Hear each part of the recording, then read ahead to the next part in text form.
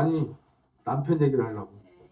남편의 또는 옆에 자는 사람의 그동안의 코골이는 그냥 시끄러운 짜증나는 존재였지만 지금 알고 보면 굉장히 그 코를 골고 꺽꺽거리고 자는 사람은 생과 사의 사투를 벌이면서 자고 있었던 거죠. 얼마나 불쌍하냐고. 지금부터는 불쌍하게 봐야 되고 시급하게 문제를 해결해야 될 것으로 생각을 하고 관찰해 보라고. 그래서 사람들이 이거를 안 하는 이유는 소리를 내가 그런 상태인지를 몰랐기 때문이고, 그래서 우리는 그걸 하기 위해서 반드시 소리를 녹음을 해서 들어보라고 하는 거예요. 저는 이제 그 매일 녹음을 해봐요. 보면 근데 그 녹음한다고 밤새도록 그 녹음한다고 틀어놓으니까 핸드폰이 엄청나게 뜨거워지던데. 그 휴대폰 안 좋은 거예요? 이거 보세요. 핸드폰은 너무 뜨거워져가지고 막 제가 터질 것 같아. 계속 보는데 바이오가드를 낄 때와 안 낄 때, 그리고 요즘에 제가 이제 스트레이트 지금 끼고 있잖아요. 이걸 꼈을 때 이제 이 차이를 이제 보는데, 이건 제가 숨소리가 커서 그래요. 이런 것들이 보면 이게 저는 그 제 상태를 보니까 그거 제일 이렇게 심한 거 선생님 지금 물어보. 한번 들어보면 안 돼요?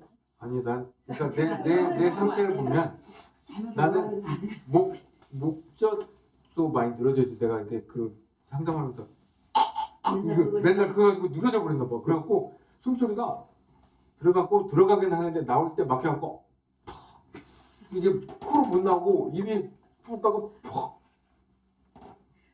들어가고 이 소리가 나는 거예요. 계속 밤새. 그래서 나는 코골이라고 지금 체크를 해갖고 색깔이 이렇게 되어 있는 거예요. 그런데 어쨌든 안 꼈을 때는 이런 소리가 나요. 근데 그러면 꼭 들어봐야 되나? 아니 이거 들어보면 안 돼요? 제 거? 제 거 들어보면 안 돼요? 니도 그거는? 아니 저 말고 이게 벗고 있어 하면 안 되고.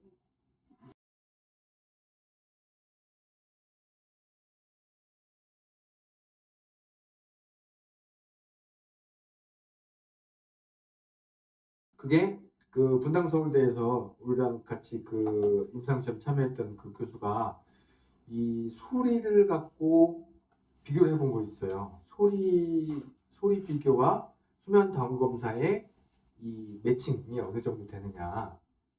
소리를 가지고 분석했을 때 수면 다운 검사 결과를 비교했더니 80몇 프로까지 이렇게 매치가 된다고 하더라고요. 그래서 웬만하면 소리만, 그러니까 그 소리가 어떤 상태인지만 자기가 파악할 수 있는 능력이 있으면 거의 수면 다운 검사를 안 해도 다 파악은 가능하다는 거죠. 근데 그게 이거 진단 기록은 안 나오지, 뭐 호흡이 몇 번 있었고 뭐 산소 포화도가 어떻게 떨어졌고 그런 건 아니지만 그걸로 다 유추가 되는 거잖아요.